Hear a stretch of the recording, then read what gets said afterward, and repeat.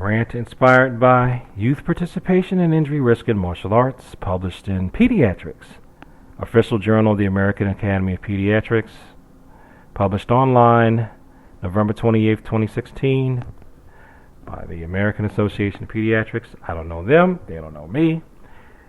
And let's conclude this series by what I've heard over the years about chest protectors, and I'm starting to agree with myself.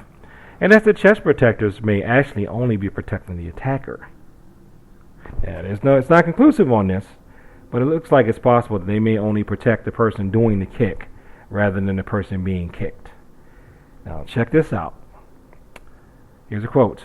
The padding worn by Taekwondo athletes may offer some protection, but this protection may be of the greatest benefit to the athlete executing the kick rather than the recipient of the technique.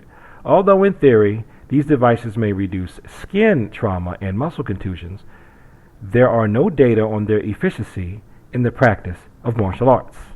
In other words, because, some of us don't want to form our feet properly or make a proper fist, we can get away with throwing wild. Powerful, yes, but still you'd hurt yourself if you didn't have that pads on. You can wail away on your partner because you think that padding equals armor. Padding does not equal armor. Padding is not armor. That's why they are two different words. So kicking them in the chest as hard as you can, because now you think that you can go a little harder. We can go harder because they got on a chest protector. No. That should just be a visual cue so that you can start your control pulling of the technique further away from their body. Just try to touch the pad as fast as you can. Now, see, a lot of this stuff comes from this old fallacy that was floating around that, well, if you practice pulling your punches in training, you're going to practice pulling your punches for real. I've only heard of that happening with possibly one person, and that was somebody that I think had dyspraxia. And the solution from that was to just have them engage in touch contact. If you really want to practice hitting something, what do you hit? You hit a heavy bag, not a person. You don't practice kicking people as hard as you can because you'll kill them. You practice hitting heavy bags as hard as you can. If you don't have heavy bags, you can stack some pads up and kick those.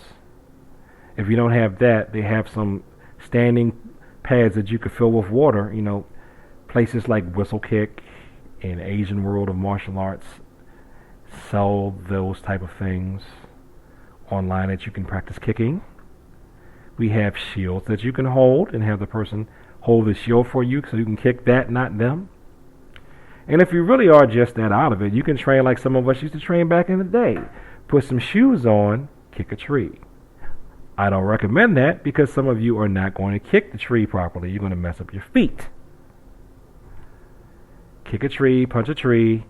You know what I used to do? I used to kick a hill because I had nothing else to kick. Didn't want to kick a tree. For a while there, I found a hill I could kick. I would kick the hill.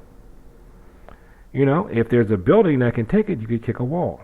I would be careful with that. Don't kick the walls in your house, or you're going to have to deal with your mom and your dad. Or your landlord. Hopefully not your employer. Don't do that at work. So when we want to work on our power, is to just get that urge to hit something as hard as you can out. You hit an object. You don't hit a person. I don't care how padded you think the person is. That's just padding. That's not medieval knight armor. It's not designed to protect them from combat. When you want to wail on something as hard as you can, that's not sparring. That's not competing. That's combat. Let the pros go through that. Unless you're a professional, you do not need to be learning how to take that kind of damage. And even if if you want to learn how to take that kind of damage, then why don't you volunteer your body for other people to kick? Don't take that on other people, because this protective gear may not be protecting them. It may only be protecting you from the results of your bad technique. And that's not me saying this or your sensei saying this. That's science.